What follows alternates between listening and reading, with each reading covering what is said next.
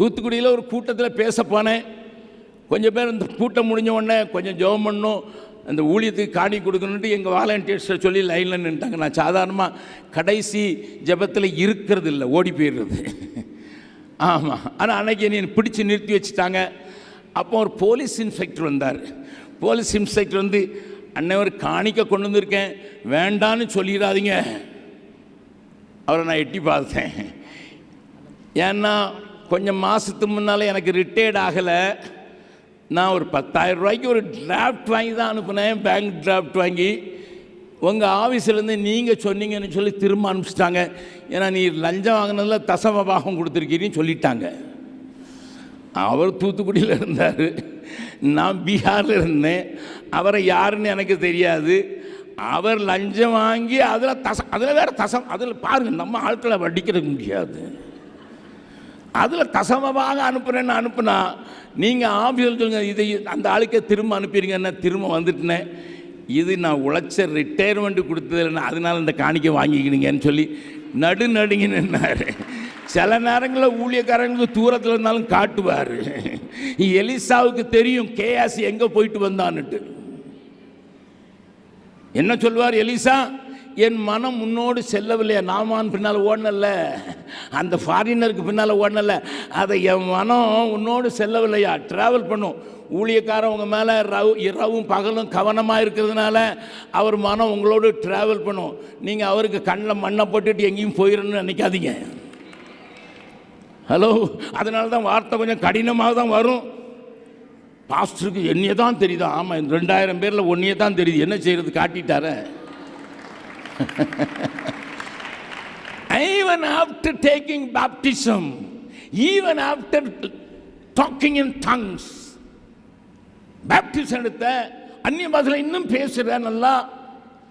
ஆனால் உள்ளுக்குள்ளே இருக்கிற அலங்கோலம் உனக்கு தான் தெரியும், ஆண்டவருக்கும் எனக்கு தான் தெரியும். என்னுடைய பரிசுத்தத்தை நான் சட்டை போட்டு மறைச்சிட முடியாது. அது தேவனுக்கு முன்பாக எல்லாம் வெளியரங்கமாக இருக்கிறது. இஸ்ரவேல் ஜனங்கள் கானானில் தான் இருந்தாங்க, ஆண்டவர் வாக்கு பண்ண பூமியில் தான் இருந்தாங்க. ஆனால் விட்டு போட்ட நிலைமை, ஒடுக்கப்பட்ட நிலைமை.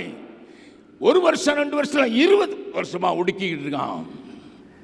ஆண்டவர்கிட்ட நோக்கி கூப்பிடுறாங்க, ஆண்டவரே, we are in a pathetic condition, நாங்கள் மோசமான சூழ்நிலையில் இருக்கிறோம், ஆண்டவரே எங்களுக்கு உதவி செய்யும் என்று முறையிட்ட போது ஆண்டவர் ஒரு பெரிய காரியத்தை இந்த 4வது 5வது அதிகாரத்தில் செய்ததை தான் காண்பிக்க போகிறேன்.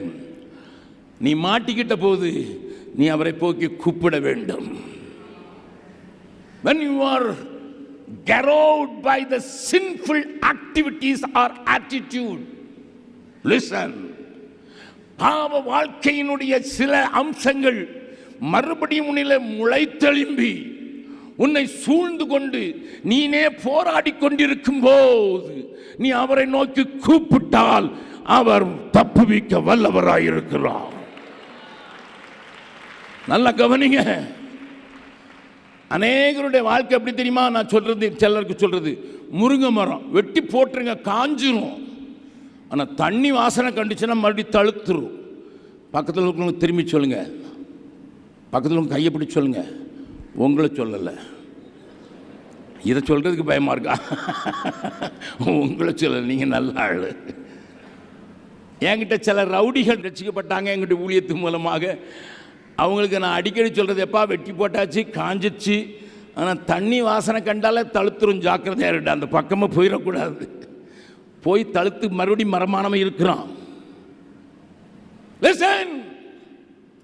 Of course, ஒரு நாளிலே நீ உன் பாவ மனிதனை புதைத்தாய் ஞானஸ்தானத்தினாலே.